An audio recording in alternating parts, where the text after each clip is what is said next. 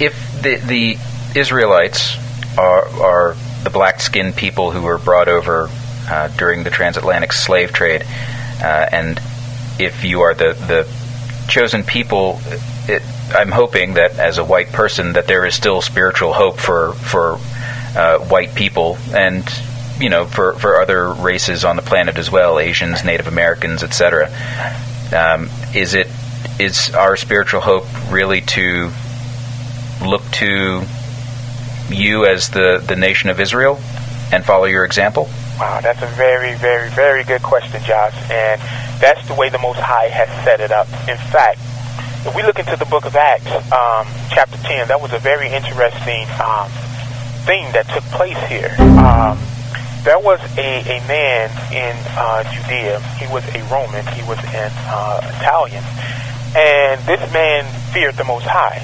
And the scripture tells us in Acts 10 that he had a very good report among the Hebrews, which meaning that he had favor to the Hebrews because he was worshiping, the mighty one or the God of the Hebrews. And so there was a time, and this man's name was Cornelius, and there was a time in his life where scripture says that he was a devout man. He prayed daily, him and his household. When the Most High appeared to him, he sent an angel to Cornelius, and Cornelius didn't know everything he needed to know about how to properly worship the Most High. So the Most High sent him to Peter, to the apostle Peter, to the Israelite Peter, and Peter was supposed to teach this man everything else that he needed to know to properly worship the Most High. Now, the interesting thing about this story is that the Most High sent an angel to Cornelius. Now, the angel knows everything about the Most High, how to properly worship him. They know about his laws, they know about his commandments, but the angel, it was not his duty to teach this man Cornelius. The angel was just sending the message, Cornelius, go to this man Peter, and he will teach you everything that you ought to know, because it is the job and duty of the Israelites to teach the nation about the Most High. And so it is upon the nations, and we read this in several scriptures where it speaks about that the nations are going to come to the children of Israel, and they're going to say that we're going to go with you because we have heard that the Most High is with you. And so there is going to be a hope for the nations through the resurrection of the Israelite nation.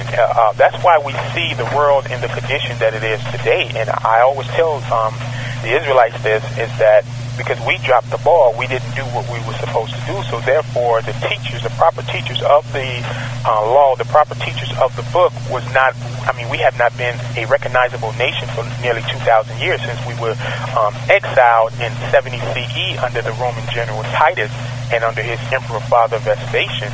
And so we have been exiled as a people for that much time, almost 2,000 years. And so we see that within that time, we have three of the world's greatest religions. They were born during that time. Judaism, the Judaism that is practiced today is not of the scriptures. That is something that, it's called rabbinic because they follow the rabbis more than they actually follow the scriptures, and they follow what's called the Talmud.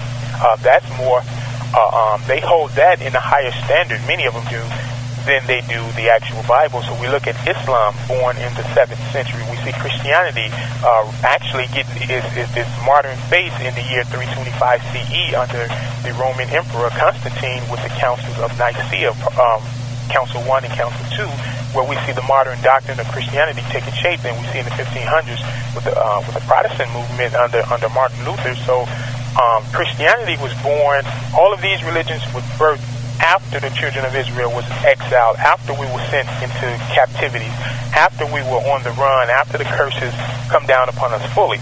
So we see that from that, because we were not teaching what was supposed to be taught. We see where the world is today. We're at major wars all over the world, and that's because the laws of the Most High is not in the world. They're not being taught in the proper way that they should. So the nations, the hope of the nations is within Israel. John, the book of John, salvation is of Israel. Salvation is of the Israelites. So the keys to salvation, the keys to the Most High, the mysteries, all of that is in the hands of Israel, the true Israelite nation. This is not putting anybody down. All men are welcome to the table of the Most High. That's his whole point, is that he wants to get his house back in order. When Lucifer rebelled against him, that since the heavens and the earth into chaos. And now he is cleaning up that chaos, cleaning up what Lucifer has done, and he's bringing his sons and daughters back to him, and he's going to use the nation of Israel to do this. Could the argument be made that that because of the European Holocaust in the 40s, or the white settlement of the Americas, that the European Ashkenazi Jews or the Native Americans also share many of the aspects of biblical prophecy, that is, not being able to stand against your enemies, and things like that? Well, when we look at that, we must understand that all men have suffered mistreatment, particularly by the hand of other men, all nations.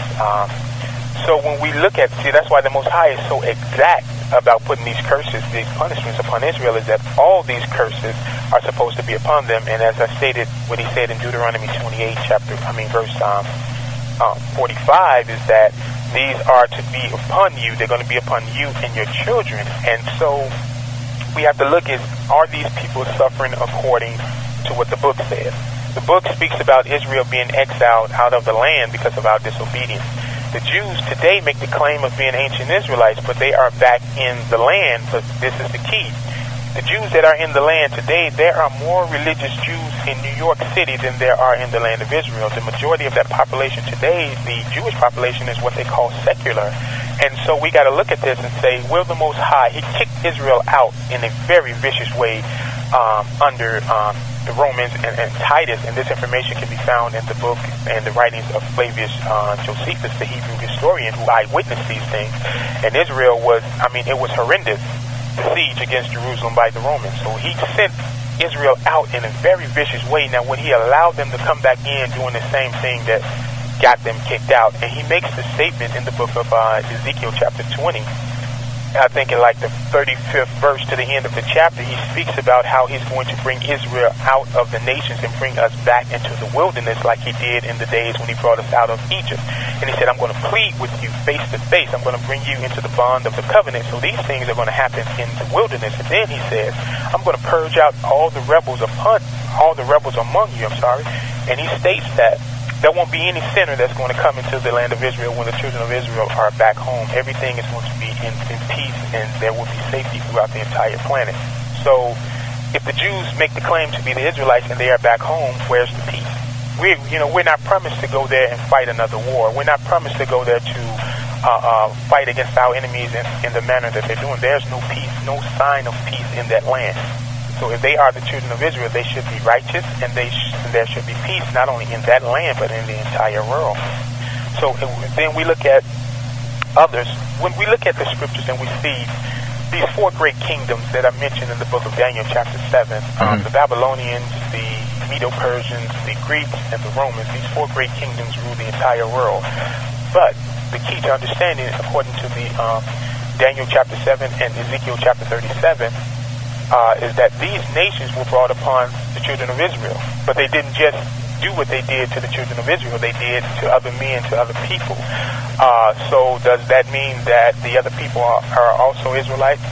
No, it doesn't mean that. It means that when the Most High brings an enemy upon the children of Israel, this enemy is not going to be some little small foe. It's going to be a worldwide power, superpower. In the book of Revelation, chapter 17, when it mentions about this nation, this great nation called Mystery Babylon, which we understand is the United States, it mentions in Revelation, I believe, 9 and 10, Revelation chapter 17, I think 9 and 10, it mentions 7 kings. It said 5 have fallen, and one is yet to come. Now those 7 kings represent the 7 kingdoms or nations that came against the children of Israel and took them hostage, took them bondage, and just plain out ruled over them. And those nations were the Babylonians, the Medo-Persians, the Greeks, the Romans, the Egyptians, and the United States is even mentioned in there. It's mentioned as the nation that is yet to come after Rome.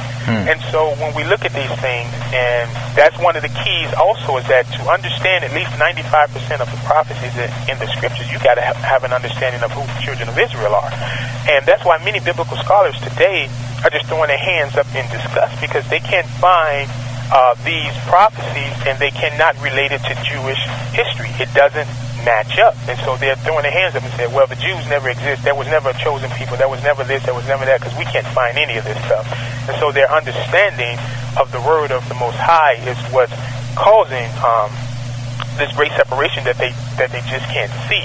Even when we look into the land of Israel today, they're finding things over there from, in the archaeologists, but the Most High has uprooted the true children of Israel in his anger. And when he uprooted us, that's just like taking a tree up by its roots. And once you do that, there's no vestige that tree was ever there.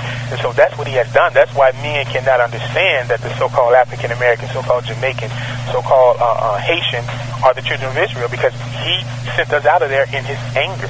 And so when you're sent out of your home, when you vacate your home, anybody can step in your doors and say that, hey, I'm you.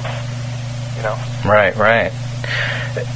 I'm glad you mentioned earlier the book of Daniel and the book of Revelation. Is Yeshua, will Yeshua be returning in the way that the book of Daniel and book of Revelation prophesies? Oh yeah, according to the scriptures, he's going to return as a conquering king, because we understand that he went out of this world. He was murdered, or executed. We're going to use the proper term, executed, when he left this world. But according to scripture, when he comes back, he's coming back as a warrior with a great army, and he's coming to vanquish all wickedness that has ever been upon the earth. I mean, what's going to happen is, and this even relates to what's going on in the land of Israel now, is that we're building up to this great day, to this great war. Now, the third world war is not going to be the war to end all wars. There's going to be another great battle even after that one, that's called the Battle of Armageddon. Now, the Battle of Armageddon is going to take place in northern Israel in a place called Megiddo.